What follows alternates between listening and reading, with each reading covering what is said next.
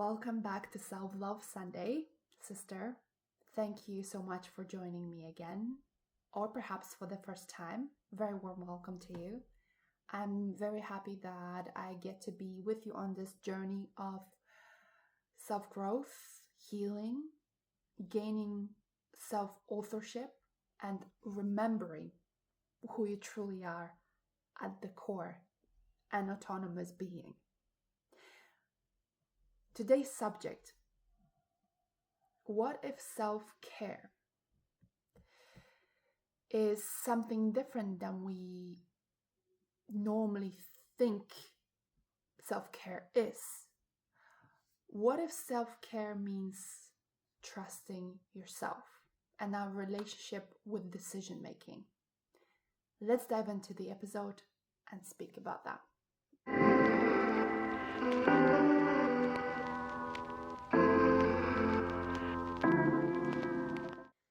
So, on the outside, self-care can look like resting, baths, luxurious baths with candles and rose petals, setting up boundaries, perhaps going out to fancy restaurants, right? Or going to a spa. And all of this matters.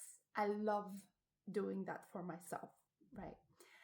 But what if self-care like this becomes something different, becomes a place where we outsource our authority yet again to the outside? So as a result, we become just another thing to manage in our life. That's an ugly word in here, manage yourself, right? So it becomes something that we perform, something we do correctly, and something we check ourselves against. Am I meditating enough? Am I resting properly? Do I sleep enough? Do I regulate the right way? We tend to look for the answers, right? To how to get ourselves better. So it becomes this place where we again look for reassurance that we're doing life right. But what if self-care is the relationship with your own decision? Let's look at that sentence. What if self-care is a relationship with my own decisions? Something may shift in your body when you hear that. And what if it all comes down to trusting yourself?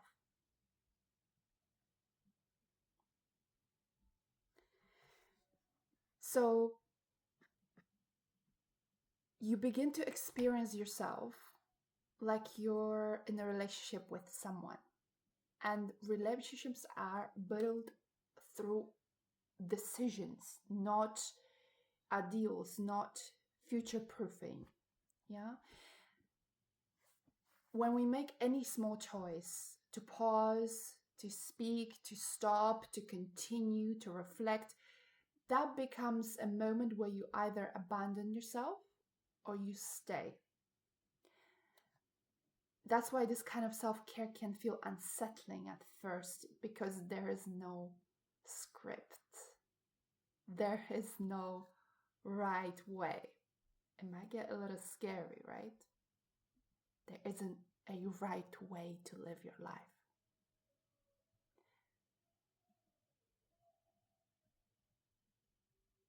What it really is just you noticing yourself and responding honestly. That's loyalty to yourself. That's staying with yourself, even though if the decision has an unwanted consequence. What if we trust ourselves that even if I make the wrong decision, I will still stay by myself? I'm not gonna self-abandon. I'm not gonna be hard on myself. Yeah. And what is behind that? Why is it hard to shift to actually start making decisions regardless of our fear of making it, regardless of our fear of what may be the consequence, right?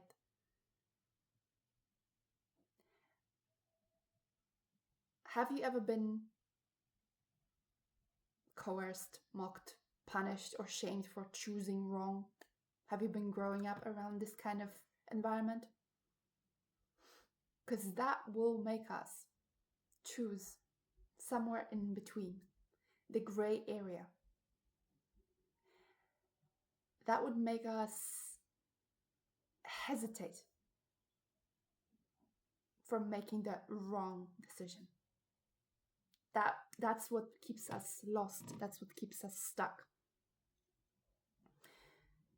When choices in the past led to ridicule, danger, or emotional withdrawal from someone,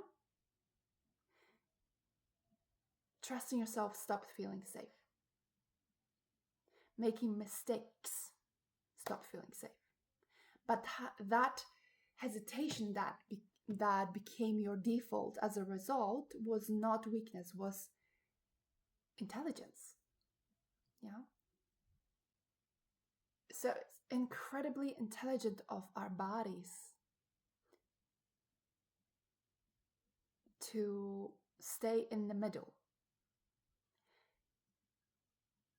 But let's have a look at the difference between comfort, familiar, and the trust, actual trust. Not the in-between, not the safe space, yeah? Trust. Comfort often would say, don't move, stay neutral, don't choose, right? The life will choose for you. But trust, on the other hand, would say, I will stay with myself, even if it feels uncomfortable, even if the decision had an unwanted consequence. Yeah.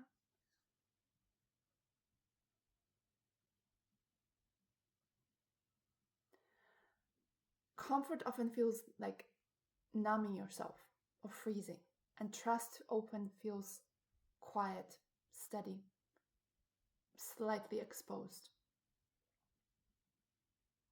But you stand tall with yourself. And what can we compare the self-trust to? A very good example is healthy relationship. It's not intense. It's not constant pressure. It's not perfection. But it is reliability, consistency, responsiveness. Repair when something feels off.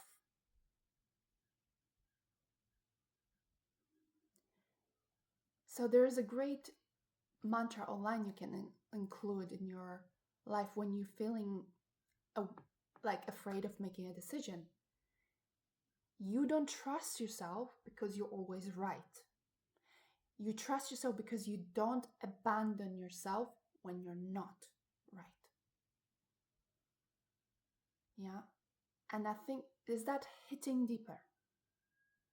Definitely for me, because that used to be me, the gray area girl. It still feels scary to make decisions, but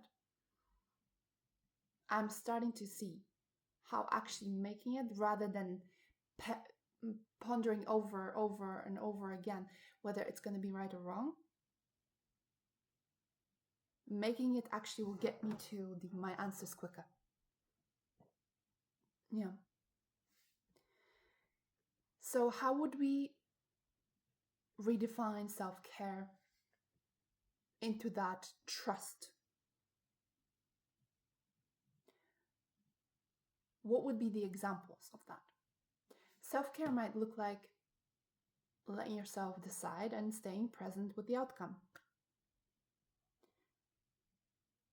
It may feel discomfort, like you may feel discomfort, you may feel uncertainty, you may learn through experience, and it may look like normalizing the fear, but without actually centering it and letting it lead you. Yeah. I don't know about you, but I felt fed up of letting fear leading my life. I feel fed up.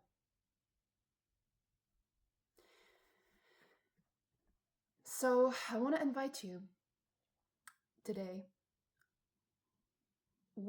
to make your decision, no matter how small, that you've been postponing for a little while, and make a pause. Usually, make a pause at the point where you usually ask for reassurance. What would it be like to let yourself choose and promise not to punish yourself afterward? What would it be like for you? What would it be like for you to stay loyal to the imperfect version of you? Imperfect like this, right? Because as we said, there's no right or wrong of being.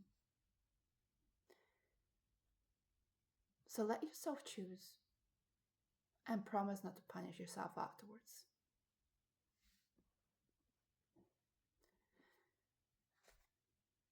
And this is self-love. It might be the less obvious choice. It might be the little hidden area where self-love was not in the leading position. You know?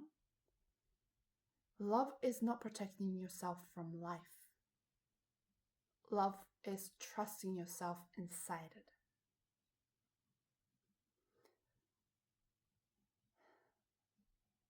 So let's just ground it. Let's just ground that sentence. Like let's put our hand on a heart and a belly. Take a deep breath.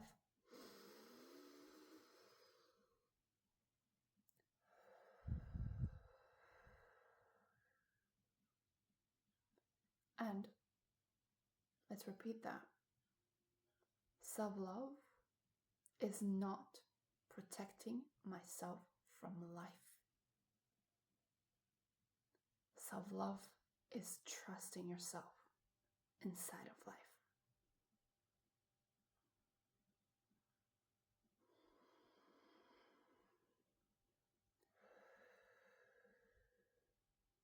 Stay present for a moment.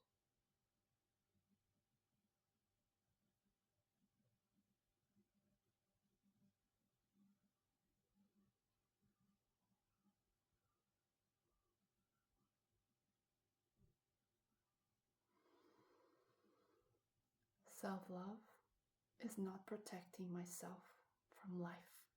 Self-love is trusting myself in life, in the middle of chaos. Trusting myself even if I make the quote-unquote wrong choice.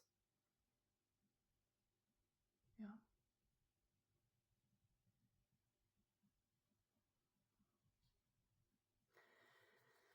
Breath in, breath out.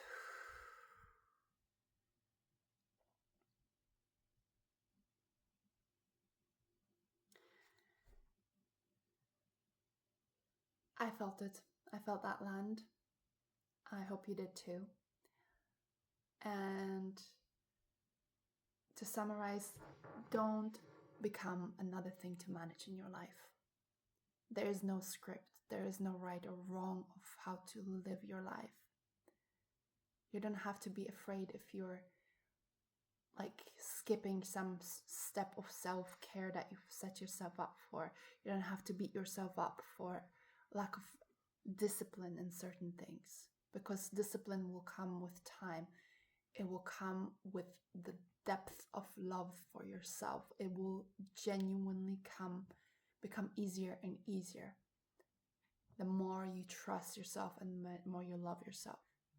And you trust yourself by staying with yourself even when imperfect, even with the negative consequence of a decision. Yeah. It's being your wingman, your ultimate best friend, your healthy relationship. Yeah. Thank you so much for joining me this week. Quick announcement, soon we'll be opening a small amount of one-to-one spaces. There will be some modules as well. You can have them in bulk as well as just on its own. And there also will be free workshops coming up. So I hope to see you there. I will be announcing a little bit more details later down the line. But yeah, if this kind of support, this kind of work resonates, hits in the right place, you're ready for the truth, you're ready to break the pattern, you're ready to break the stagnation, you're tired of fluff, this is the right place to be. Thank you for joining me. Have a great day, and hopefully see you next week.